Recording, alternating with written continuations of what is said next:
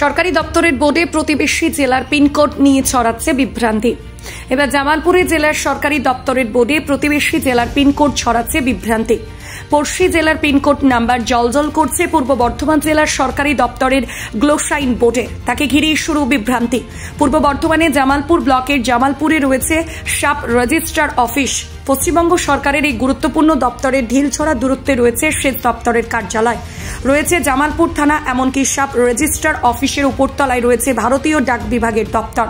সেই গুরুত্বপূর্ণ জায়গায় গুরুত্বপূর্ণ সরকারি দপ্তরের গ্লোসাইন বোর্ডে জলজল করছে বাঁকুড়া জেলার পিনকোড নাম্বার 713513, অথচ পূর্ব বর্ধমানে জামালপুরের পিনকোড নাম্বার 713408। অনেকেরই প্রশ্ন, বাঁকুড়া জেলার পিনকোড নাম্বার পূর্ব বর্ধমান জেলার সরকারি দপ্তরে কেন? দিনের পর দিন এই বোর্ডই রয়েছে জামালপুরের সাব রেজিস্ট্রার অফিসের সামনে। না, এটা তো আমার তো জানা নেই, কিন্তু আমরা যেটা জানি জামালপুর তোমার হচ্ছে পোস্ট অফিস পিন নাম্বার হচ্ছে 7,13,408। আচ্ছা, কিন্তু ওটা কেন হয়েছে সেটা বলতে পারবো না।